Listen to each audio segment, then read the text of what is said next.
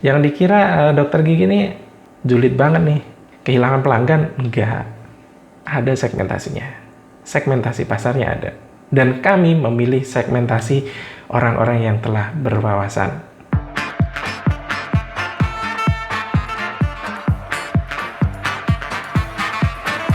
Halo, ketemu lagi dalam channel YouTube Kortugi. Terima kasih sudah klik video ini dan jangan lupa subscribe dan nyalakan loncengnya agar kita bisa ketemu kamu setiap harinya.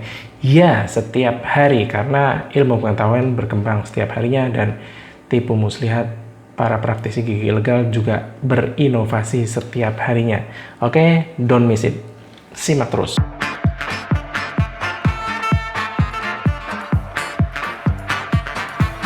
Oke, jadi kemarin sempat dikirimin sama teman sejawat foto ini nih. Nah, foto ini. Jadi kalau kita perhatikan di sini ada praktek dokter gigi di sebelah kiri dan praktek salon di sebelah kanan. Jelas kalau dilihat sekilas, secara marketing dokter giginya kalah telak, ya, dengan pelang seadanya, dengan tulisan seadanya dibandingkan dengan materi promosi yang ada di baliho yang di sebelahnya yang namanya adalah Cantik Salon, ya, Cantik Salon di sini. Nah, di sini ada diskon-diskon, ya, potongan harga, keratin rambut, BB glow, dan bahkan ada veneer gigi, ya. Jadi sekilas memang marketingnya kalah kalau misalkan kita bicara persaingan bisnis. Jadi kenapa sih dokter gigi tidak membuat saja seperti ini gitu? Seperti yang di sisi kanan itu, juga praktek dokter gigi itu kan legal sesuai kompetensinya gitu. Daripada yang lebih mencolok adalah yang salonnya. Kenapa sih dokter gigi nggak seperti itu? Karena gini, jadi dokter gigi itu memiliki batasan-batasan etika ketika dia melakukan promosi. Maka klinik dokter gigi hanya ada plang nama pun hitam putih, ya, tulisan di sini hitam, ya, kemudian di platnya pelangnya putih, kemudian ada nama, nomor SIP dan jadwal praktik. Hanya seperti itu. Jadi keterbatasan etika ini kalau misalkan kita bandingkan dengan kebebasan dengan si salonnya, jelas kalah telak gitu kalau kita bicara persaingan bisnis. Tapi enggak, kita tidak bicara persaingan bisnis. Karena nggak apple to apple. Yang satu ada batasan etika, ya, dokter gigi punya batasan etika. Jadi kalau melanggar etika pasti disemprit, punya batasan disiplin. Kalau keluar dari disiplinnya nanti juga akan ditegur, ya. Jadi ada pengawasan, ada peneguran, ada macam-macam yang dialami dokter gigi. Jadi ada diawasin etiknya, kemudian bagaimana standar operasional prosedurnya, kelengkapannya juga diawasin. Beda dengan tukang salon yang sebelahnya ini, yang mungkin luput dari pengawasan. Makanya di sini juga ada veneer gigi terpampang sedemikian rupa dan saat ini masih gitu. Jadi ini foto dikirim langsung dari teman sejawat, ya, pada tanggal 2 Oktober kemarin. Jadi ini update, ya. Jadi seperti itu, ya. Jadi kalau kita bicara persaingan, jelas kita melihat di sini promosinya gila-gilaan dan akan mengalahkan si dokter giginya. Enggak seperti itu. Kita akan bicara sesuai segmentasi. Segmentasinya gimana? Nah, gini. Meskipun ini bersebelahan, ya, yang satu dokter gigi sesuai dengan legalitasnya, sesuai dengan kompetensinya, yang satu salon yang tidak memiliki izin, terutama untuk veneer giginya sih. Kalau izin untuk salonnya kita nggak tahu, ya, mungkin udah ada izinnya, tapi untuk melakukan veneer gigi ini harus perlu ada izin tersendiri, yaitu izin praktik dokter gigi. Jelas kalau dia bukan dokter gigi, tidak mungkin ada izin untuk melakukan veneer gigi. Jadi segmentasinya seperti ini. Yang akan melakukan perawatan di dokter gigi adalah orang-orang yang sudah berwawasan pastinya. Dan orang yang melakukan veneer di tukang salon itu jelas kita nggak sebutnya orang yang bodoh, ya. Cuman dia belum pintar aja gitu. Belum teredukasi, ya. Belum teredukasi. Jadi bedanya gini nih. Yang satu adalah orang yang berwawasan jika melakukan veneer atau perawatan gigi lainnya pasti ke dokter gigi, bukan ke tukang salon. Segmentasinya di situ. Orang yang tidak berwawasan akan melihat bahwa di tukang salon lebih murah, kemudian akan ke salon tersebut. Jelas di sini tidak ada wawasan terhadap kesehatan gigi. Yang pertama, tidak ada wawasan terhadap adanya peraturan-peraturan yang berlaku atau legalitas, gitu. Dan yang ketiga, tidak paham risikonya seperti apa. Ini segmentasinya ada kayak gitu. Jadi nggak ada masalah dong dokter gigi bersebelahan dengan tukang salon gigi. Bukan berarti dokter giginya dirugikan dengan adanya promo gila-gilaan di sebelahnya seperti itu. Enggak. Jadi udah ada segmentasinya sendiri. Jadi jangan dikira merasa iri karena promosinya dikalahkan. Enggak. Itu tersegmentasi nanti. Yang satu akan mendapatkan pasien-pasien yang benar-benar berwawasan. Yang satu akan mendapatkan pelanggan yang mungkin belum pandai. Kayak gitu. Belum teredukasi. Sayangnya masyarakat di Indonesia edukasinya kadang dengan cara yang lumayan keras gitu. Kalau nggak keras, nggak teredukasi orang-orang ini. Kerasnya seperti apa? Misalkan setelah veneer di tukang salon ternyata dia berdarah-darah banget, bau banget, sakit banget, bengkak banget, baru dia akan teredukasi, kemudian akan datang ke dokter gigi. Gitu. Ya. Jadi segmentasinya di situ.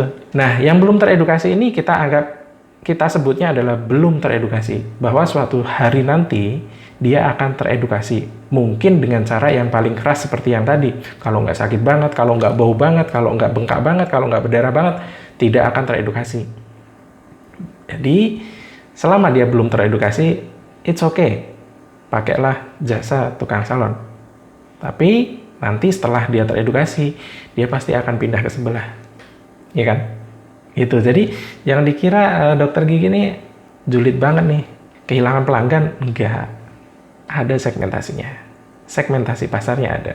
Dan kami memilih segmentasi orang-orang yang telah berwawasan. Nah, bagaimana cara melebarkan segmentasi itu? Yaitu dengan edukasi. Kita jelaskan ke masyarakat. Gitu. Tapi masyarakat yang kita jelaskan mungkin saja tidak serta-merta teredukasi dengan baik. It's okay, nggak masalah. Kita sudah menyampaikan apa yang harus kita sampaikan. Urusan dia percaya atau enggak, urusan dia akan mengubah pandangannya atau kebiasaannya atau habitnya, itu adalah terserah dia. Nah, kita lihat yang di sini, Cantik Salon Spa dia punya Instagram. Kita cek dulu yuk Instagramnya yuk. Oke. Nah, ini dia Cantik Salon Spa, Cantik Salon _spa. Dia banyak banget cabangnya ya. Ada WA-nya juga di sini. Di sini kita lihat dulu di price list nih ya. Kita lihat layanannya apa aja dari price list. Nah, veneer atas atau bawah 550.000. Veneer atas plus bawah 900.000. Retouch veneer, banitit ya. Jadi jelas dia ada layanan gigi. Nah, antara layanan gigi dan layanan salon kecantikan jelas tidak bisa dijadikan satu izinnya. Jadi ketika dia sudah memiliki izin salon, itu tidak bisa digunakan untuk izin atau melegitimasi kegiatan veneernya. Ya, jadi perlu diingat kalau suatu hari si salon ini memajang atau kenceng ya, ini loh, salon ini udah berizin, beda ya. Ini perawatan gigi beda izinnya dengan salon, jadi harus sendiri-sendiri. Oke, next. Nah, ada macam-macam ya, body treatment, mandi susu, ratus, spa vagina ya, seluruh body lah intinya ya. Nah, face treatment juga ada ya, jadi body, face, gigi. Nah, ini kaki dan tangan, sampai rambut juga ada. Beauty treatment. Intinya adalah salon ini berusaha menjadikan salon yang one stop. Ketika orang masuk ke salon itu, dia bisa merawat seluruh tubuhnya dari ujung kepala sampai ujung kaki, termasuk di area gigi. Nah, kita lihat di sini. Nah, ini dia. Ini postingan veneernya di sini nih. Veneer direct. Gitu ya. Jadi tampilannya veneer ya seperti ini seadanya ya. Tipikal salon banget. Kotak-kotak, putih-putih, petak-petak, kayak ubin toilet yang masih baru ya, ubin toilet yang masih baru, jadi masih kinclong, masih putih. Jadi toilet umum ya, lebih tepatnya ubin toilet umum yang masih baru, jadi masih putih, masih bersih, masih wangi karena habis sikat gigi tadi ya. Sebelum dikerjakan biasanya sikat gigi dulu gitu kan. Nah, toilet umum nih kalau udah lama ya baunya bau kayak toilet gitu, kayak toilet umum kayak gitu kan, kayak WC umum. Nah, karena terjadi bau mulut, makanan nyelip, nggak bisa dibersihkan, peradangan gusi, ya seperti itu ya. Nah, oke, kita lihat di bawah-bawah, kayaknya postingan veneer baru itu ya.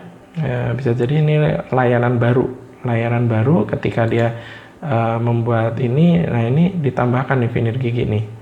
Makanya kita juga mempertanyakan juga sih, ketika pihak yang memberikan izin di dokter gigi ini dengan sedemikian rupa ketatnya, dengan segala macam aturannya yang harus dipatuhi, standar operasional yang harus dipatuhi, kelengkapan yang harus dipatuhi, kemudian di ACC dan mendapatkan izin, kenapa nggak memperhatikan keberadaan yang sebelahnya juga, kayak gitu.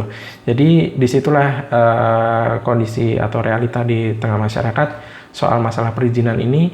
Biasanya untuk pengawasan dan pembinaan yang di sekitarnya itu masih kurang. Jadi masih fokus pada orang yang memiliki atau dokter gigi yang notabene memiliki aturan yang sangat ketat, kayak gitu. Jadi di dokter gigi dia ketat, tapi di praktisi-praktisi salon seperti ini sepertinya mereka sangat longgar. Itulah yang terjadi di masyarakat. Oke, sekian dulu. Jumpa lagi besok ya. Kita akan bertemu setiap hari, ketemu kamu setiap hari, maka jangan lupa subscribe dan nyalakan loncengnya. Bye.